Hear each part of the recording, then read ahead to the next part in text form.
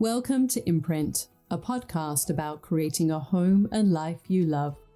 I'm Natalie Walton, an interior designer, stylist, and best-selling author focused on an holistic approach to homes.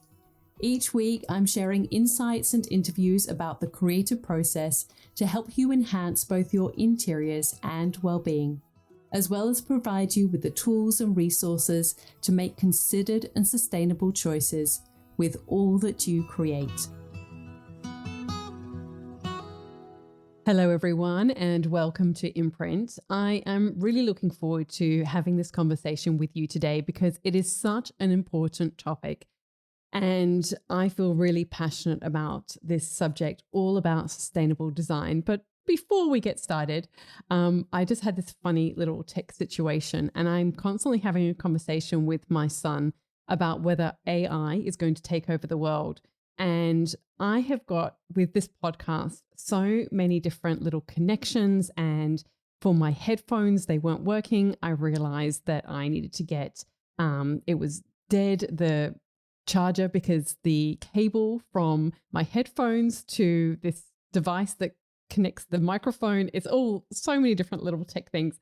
Anyway, it wasn't working. And then I realized, I've got to go and get this cable to connect it. But then I've got to get my USB adapter to connect that. And I think, how can AI overtake the world when it's impossible to get technology just to talk to each other in terms of USBs, the million different cables that you've got to have for every single different device? I don't believe it. I think we've got other issues to work through before we get to AI taking over the world. Anyway, that's just my little rant about technology.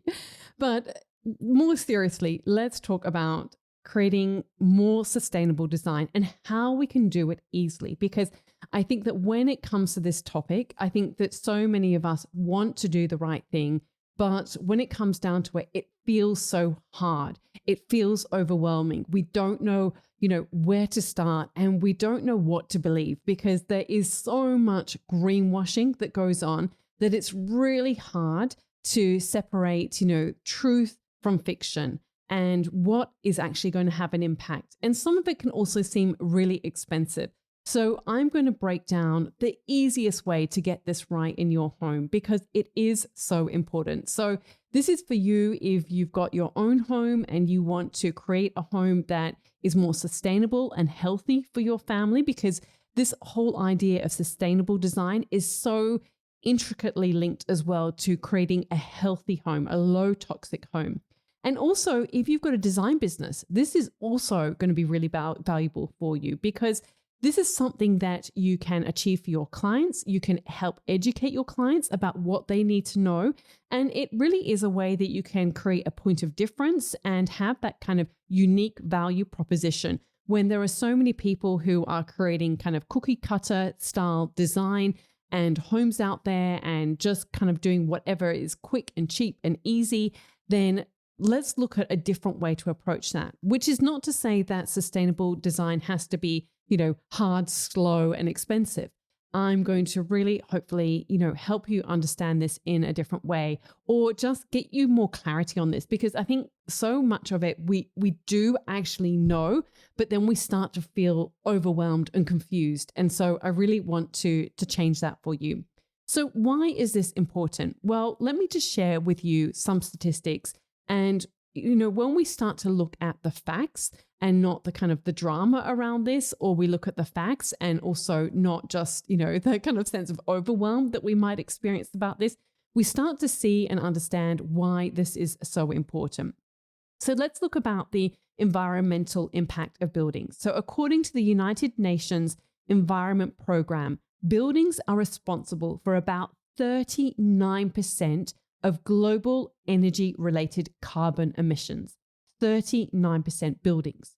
And of these emissions, 28% come from the operational energy needed to heat, cool, and power them, and 11% come from materials and construction.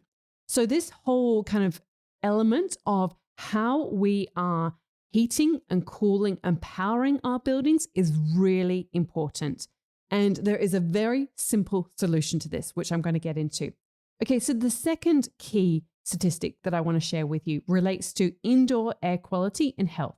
So the US Environmental Protection Agency, the EPA, states that indoor air quality can be 2 to 5 times more polluted than outdoor air. 2 to 5 times more than outdoor air, which is just crazy. And so using low VOC, which is volatile organic compounds and non-toxic materials, can significantly improve indoor air quality, reducing health risks like asthma, allergies, and respiratory issues. And there are so many other ramifications and health implications beyond that as well. Number 3, energy efficiency and cost savings. So the US Department of Energy highlights that energy efficient buildings can reduce energy use by 20 to 30%. So when we are more energy efficient with how we create our buildings, we can reduce energy use by 20 to 30%, which obviously not only helps lower greenhouse gas emissions, but also translates into cost savings, significant cost savings for homeowners and businesses over time. So there is a financial incentive to do this work. That's what that's telling us. Number 4 relates to water conservation and why this is important that we need to do this. The World Wildlife Fund reports that 70% of the global population will experience water scarcity by 2025. I mean, that's knocking on the door. Incorporating water-efficient fixtures and appliances in design can reduce water consumption by up to 50%. And these are simple things that we can do in the design process. By using water-efficient fixtures and appliances, we can reduce water consumption by up to 50%. And this will help us conserve this really critical resource. I mean, I think we've all experienced this, that, we can go from extreme drought to also, extreme flooding. And we have been certainly experiencing that in my local area over the past few years. And finally, another statistic that I want to share with you about why this is important relates to waste reduction and resource efficiency. So according to the Ellen MacArthur Foundation, the construction industry generates about 40% of global waste. Sustainable design practices such as using recycled materials and designing for durability and reuse can significantly reduce the amount of waste sent to the landfills. So, and I know this honestly by, you go on any job site, any construction site, and the phenomenal just waste that is created. I mean, just little things like you hire a plumber and they buy extra fittings because they don't want to have to go backwards and forwards to, the hardware store, and they just buy all these plastic pipes. And plastic pipes is really cheap to buy. So they're just like, I'll get an extra elbow bend or this thing, X, Y, and Z. And so they get this and then they build that for you and then they just leave it with you. And like, what are we going to do with all these extra plastic pipes? I mean, that's just, one tiny little example. The amount of plastic that is used to wrap different materials, with tiling, the little plastic spaces that are used and they're just used once and thrown away. Like there's a phenomenal amount of wastage. Like they're just a few tiny little examples. And so these statistics and research findings really underscore the importance of sustainable design in reducing environmental impact, improving health and well-being, conserving resources, and achieving long-term economic benefits. And like I said, there are often cost benefits for us as the consumer, as the homeowner. So this episode is really for you if you care about trying to make a difference, for you, your family, your loved ones, and for the environment. And maybe you're just feeling really overwhelmed by all of the information and misinformation that's out there. And maybe you're also planning a renovation, soon or sometime in the near future, and you want to know and understand what you need to do in the early stages of your process, because often it's too late after the fact. We need to know and understand this information before we start so we can start implementing these ideas into our design, into our master plan, into the plans that we're sending through for approval to our local council or whatever that looks like for you, depending on where you are in the world. So I spent a year doing research for my book Still. which was based on this question. Every book that I create has a core central question that I start with. And the question that I wanted to answer was, how can we create more sustainable homes? And quite honestly, the answer wasn't what I thought. I mean, I was looking at, you look at these kind of eco-pod homes and all of these different ideas. And I spent a lot of time doing research on, the amount of waste with the construction industry, looking at, really quite disturbing images and videos of like these massive landfill sites. And they're just the mounds of waste that is there. And like, it's just never like going to decompose, never in our lifetime and for generations to come. And it's really quite confronting when you watch those kind of videos. And, what I'm going to share with you, I'm just going to read a little bit from the introduction to my book, because I still truly believe in the message of this book. And what I wrote was this: we are at the threshold of a defining point in our culture and society. Never before have so many had more than they need. We are consuming at a greater rate than at any other time in history. But with this privilege comes responsibility.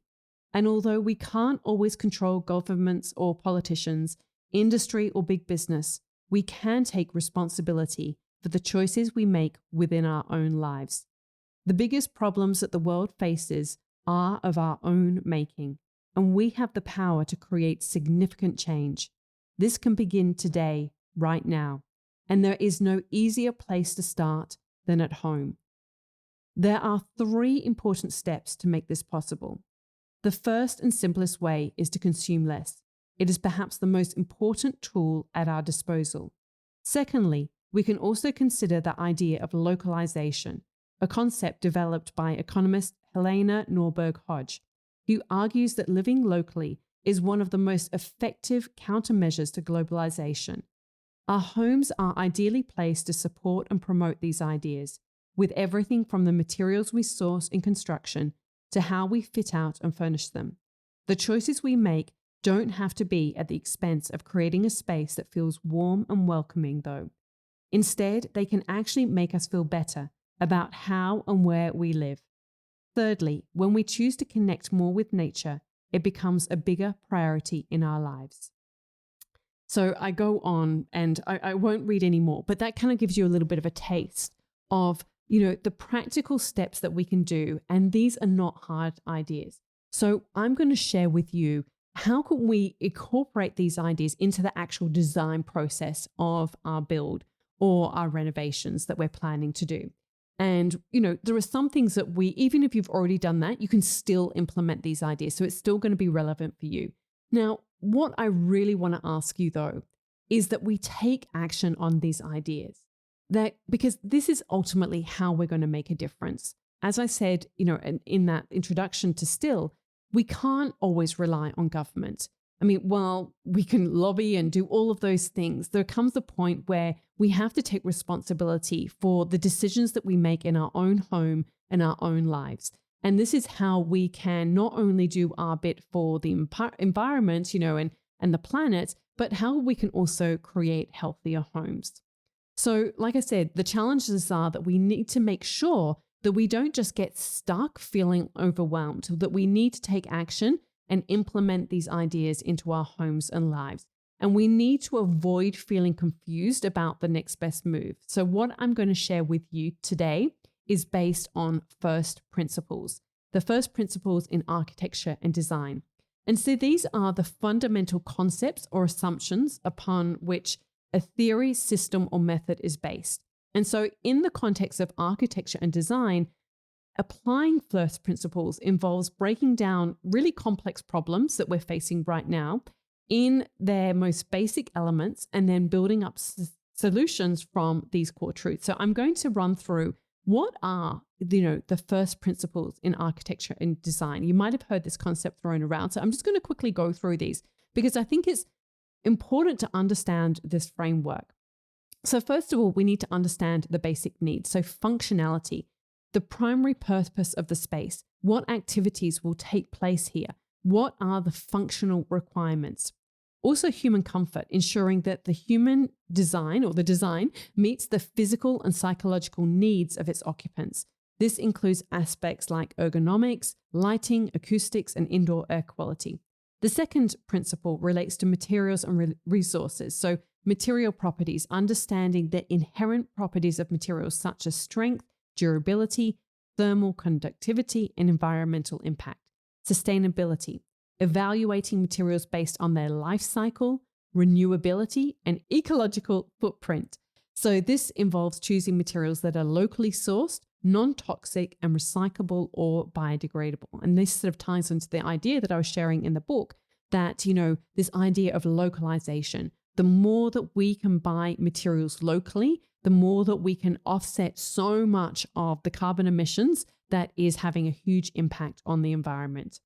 Third idea relates to energy efficiency, passive design principles. And we're going to talk about this in more detail, utilizing natural light, heat, and ventilation to reduce energy consumption. This includes the orientation of the building, window placement, insulation, and thermal mass.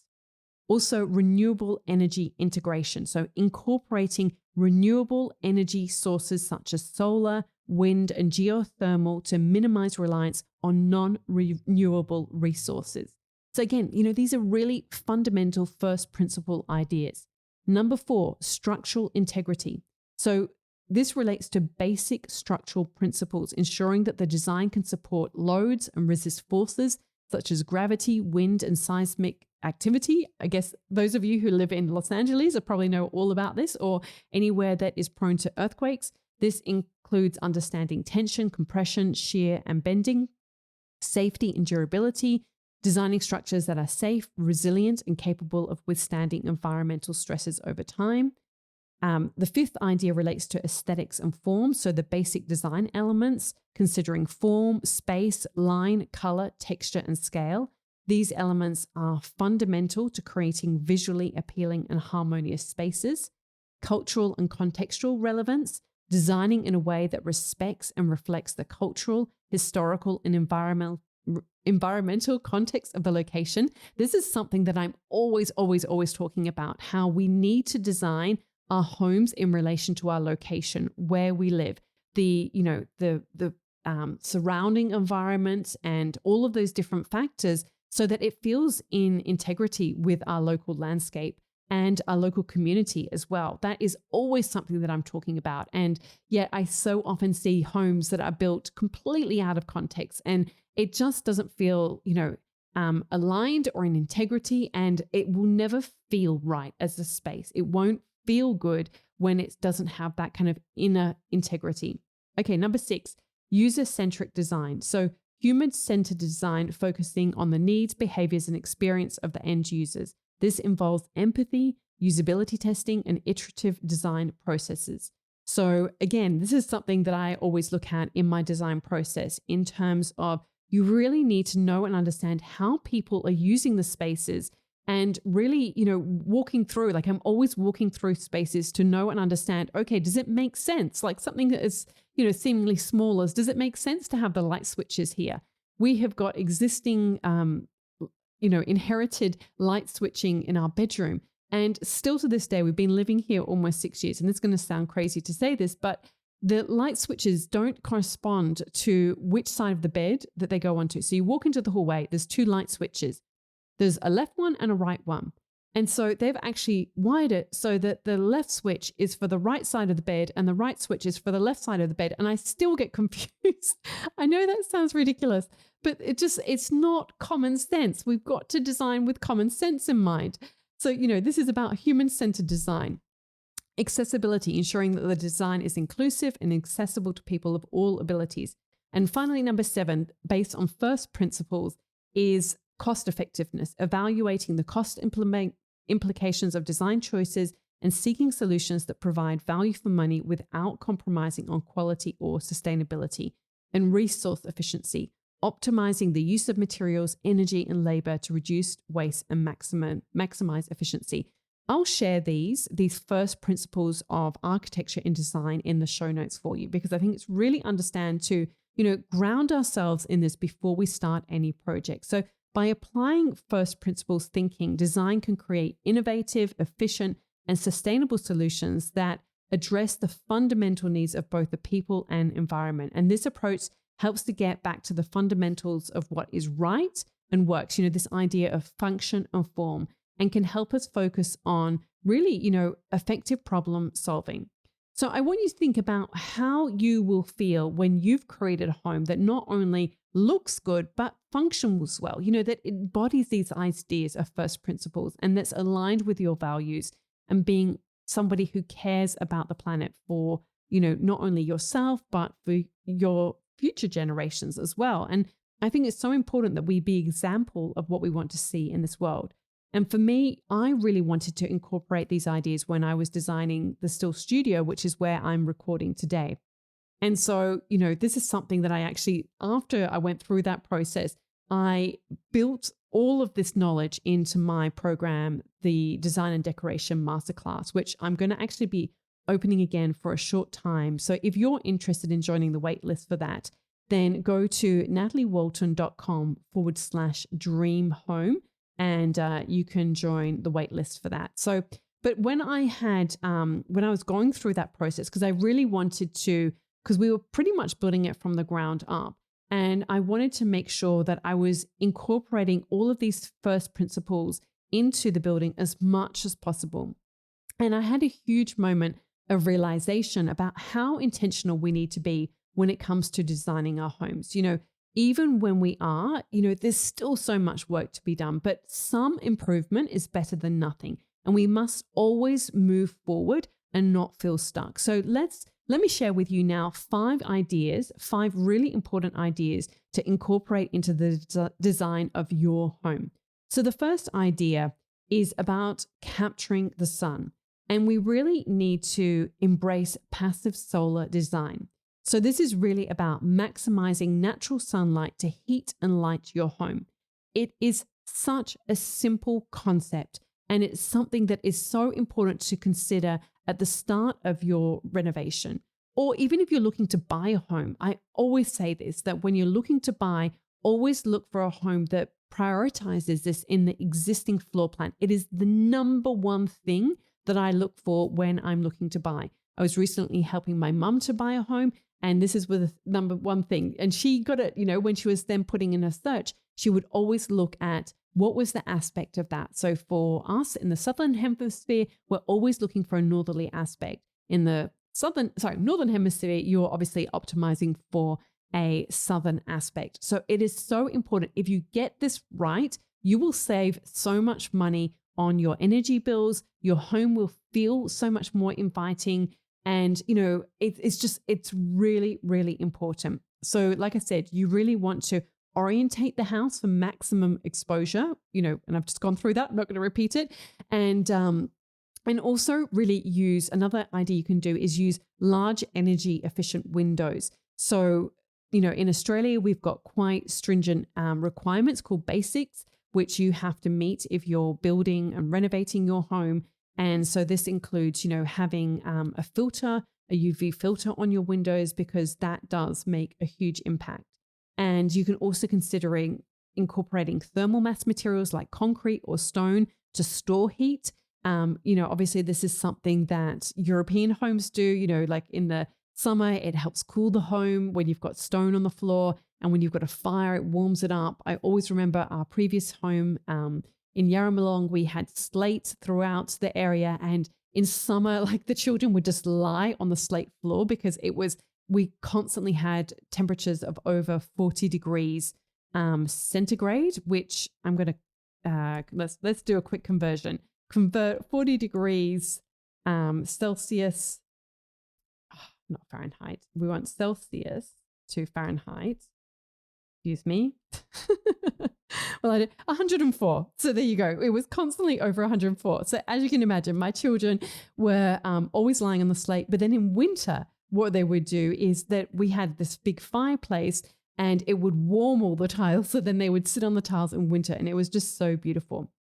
Obviously, we can then look at incorporating things like solar panels because obviously this generates a renewable energy. So we get lower bills. we can increase property value. I was actually looking when my mum was looking to buy her home, and came across this article about how many people are now looking for this, searching for this when they are looking to buy a home, and how it is such a benefit to your property to have already existing solar panels.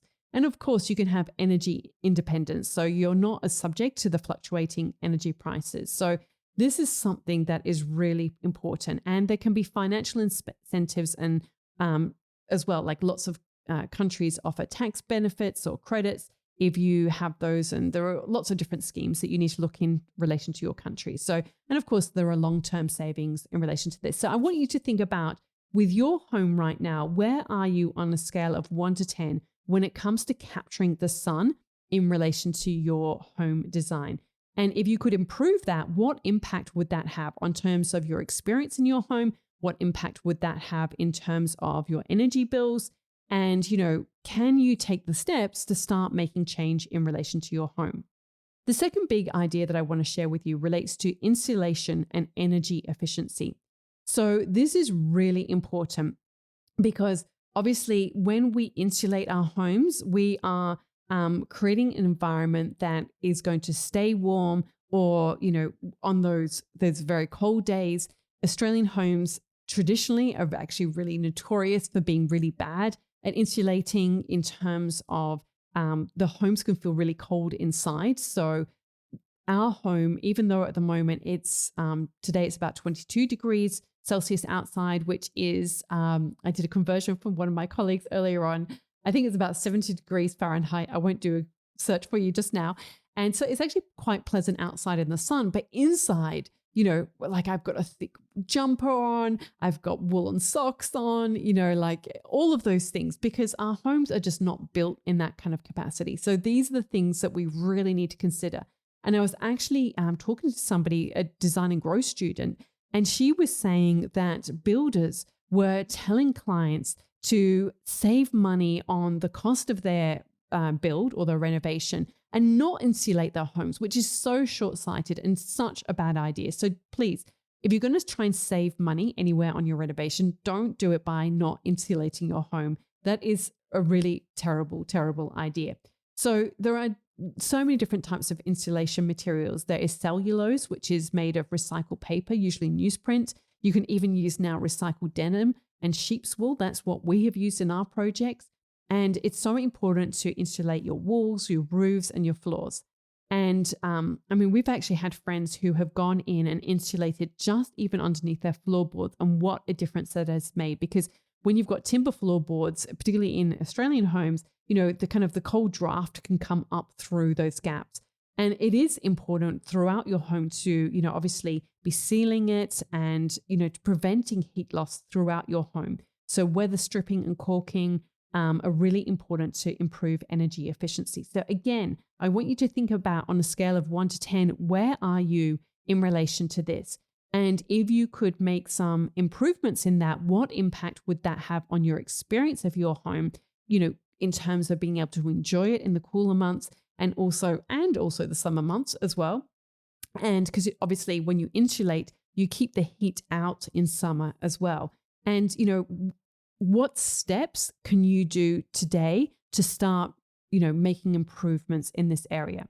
So the third idea relates to water conservation, and we can incorporate water efficient fixtures in our designs. Now, this is one of the first things that you need to consider when you are doing any new build or renovation project, because you have to decide, even though your light fittings and your plumbing is one of the last things to be, installed at the very end of your project, it is one of the first decisions that you need to make. So these are things that you need to make early, these decisions. And so you can install, low flow fittings and shower heads.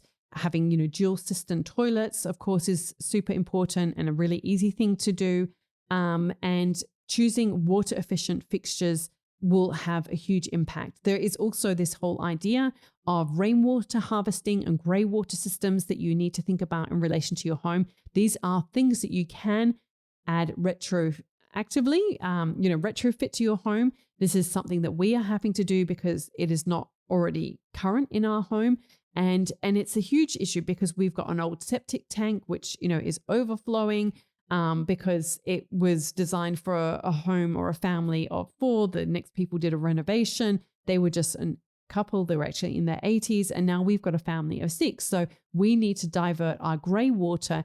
And, it's good for our gardens, for irrigation, for things like we've got banana trees, and they are very water thirsty. So it's really important to set up these systems and get them right at the start. We actually, in our past home, we had no town water. And so everything was dependent on collecting rainwater.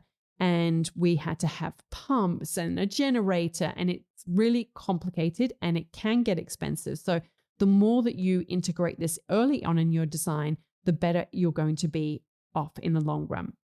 So again, I want you to think about where are you on a scale of 1 to 10 in relation to water conservation, having both water efficient fixtures and also rainwater harvesting and implementing grey water systems into your home. And what impact would that have on your water bills, which just seem to keep going up and up and up?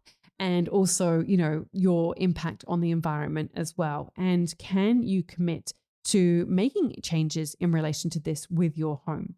The fourth idea relates to sustainable materials. So using more eco-friendly building materials like recycled timber, bamboo, FSC certified timber as well.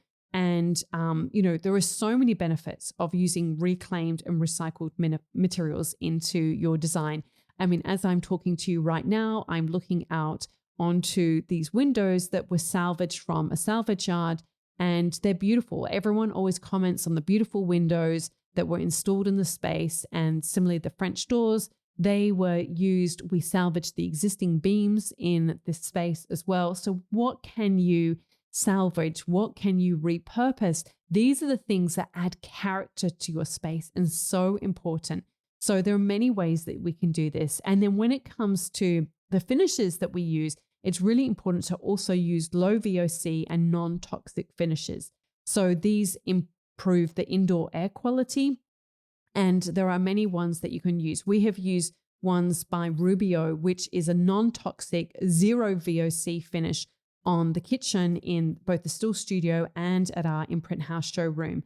And it's such a difference when you walk into these spaces, especially when spaces are just finished. You don't get that headache feeling that you can get, which, I mean, how crazy is that we use products like that in our homes? So many paints that you can have and you paint and use, and they give you a headache. Like, that's telling you a lot about the VOC levels in those. So it's really important that you really look at that in terms of the finishes and the materials that you use in your spaces as well. And the fifth idea relates to indoor air quality and natural ventilation. So it's obviously really important to have proper ventilation for indoor air quality, that we're designing homes for cross ventilation. So you really want to place your windows and vents strategically. Having that cross flow breeze is so important for cooling your home on hot summer's day. And also, it's one of the best ways to, minimize the amount of heat and energy that you need to use in relation to AC and all of those kind of artificial means to cool your home. There are so many simple things that you can do in relation to your design just by your placement and your use of windows and doors. So don't overlook that. Obviously, you can use ventilated facades and roof vents as well. And just with indoor air quality, again, that comes back to the idea of using low VOC or non-VOC materials so you don't get that off-gassing that can occur. And this can be even those sort of more decorative touches or sort of when you're fitting out your home, such as mattresses as well. There's so many different materials. If you're using foam, the type of foam that you use is really important to think about this. Having natural rugs from natural materials. There are so many synthetic rugs and so many synthetic materials. You might buy linen sheets, but if they are dyed using synthetic dyes, think about, what you're breathing in from your pillow. So many factors. So many of those memory foam pillows, a lot of those are really toxic as well. And I would never ever sleep on one of those. So lots of materials to consider. And of course, you can use house plants for clean air. They help purify the air. And if you are a green thumb, then that's a great thing. To be honest, that is probably one of the things that I'm not so great at because they always seem to die for me. But that's another story for another day. So let's just look at the 5 key ways that you can really design more sustainably. And this doesn't have to be confusing. It doesn't have to be overwhelming. There are definitely ideas that you can implement straight away. So the first idea is looking for ways that you can actually capture the sun. The second idea relates to insulation and energy efficiency. So insulating your home, like I said, if you can do this in the sort of new build or renovation process, that is amazing. But you can also do things after the event. If you've already got a home and you want to add that sort of retrospectively, you can do that in some instances, such as underfloor ventilation, roof ventilation as well. Insulation, not ventilation. And number 3 relates to water conservation. What can you do in relation to your fixtures? You want to make those decisions early in the design process because, like I said, that is one of the first decisions that you need to make. And also looking at, grey water systems and rainwater harvesting as well is something that we can all do. And it's really easy. I mean, even like we were so desperate for water in Yarramalong that we actually used to have a bowl in the sink so that if we were washing our hands, that we can still reuse that water for other things. And I would then pour it onto the plants, the herb garden that we had outside, because it was just so dry. And we did everything that we could to capture water and reuse water as much as possible. Then looking at more sustainable materials was idea number 4. And what I would say as well in relation to that, and this is what I go into in a lot more detail within my book still as well, is timeless. I truly, truly believe that one of the most sustainable materials is when you go for timeless design. When you go for materials that are more trend-based, this is particularly related to those fixtures and fittings that are very expensive to change, such as tiles. I would always recommend go timeless. Go timeless, timeless, timeless. And that is one of the most sustainable things that you can do. And then the 5th idea related to indoor air quality and natural ventilation. So that cross-flow breeze is really important. So I'd love to know from you what's been most valuable about this particular episode and what is one element that you can incorporate into the design of your home. I really want you to know that we can make a difference and that our homes are the best place to start. So if you are serious about implementing the ideas that we've talked about today and get, the outcome that we've discussed, then I want you to know that if you are planning a renovation or looking to create a new build, I will be opening the doors soon for Design and Decoration Masterclass, and which is really based on these timeless principles that I use in my own project. So if you're interested, you can go to nataliewalton.com/dream home. I will put the link in the show notes as well. And so, I trust that this has been valuable to you. I hope that this has helped you kind of get away some of that confusion that is so often something that we can experience when we start to feel like, oh, this person says this thing and that thing and da-da-da-da-da, and like your head starts to swim about all the different options. So instead, I just want you to know that there are some, first principles ideas that we can incorporate into our homes, and that this is something that we can all do, and it is all manageable, and it doesn't have to be expensive. It doesn't have to be hard. So let's do this. Thank you so much. I hope that you have found this episode valuable. It's episode 196. I would love to hear from you. If you haven't yet left a review or a rating, please do so. And if you are a first-time listener, then please hit the follow button so you don't miss another episode. I've got another design-focused episode coming up for you next week, which I think you're going to get a lot of value out of as well. So I'm really looking forward to sharing that with you, and look forward to speaking to you then. All right, have a beautiful week. All of the links and info for this episode are at nataliewalton.com/podcast. Don't forget to subscribe so that you can get a direct download of the latest episode. And I really appreciate when you take a minute to rate and review, as well as share the love with someone you know who might benefit from this episode, or on social media. If you'd like to access a range of free resources, come visit my website, nataliewalton.com. Thank you to Jaeger Media for producing this podcast.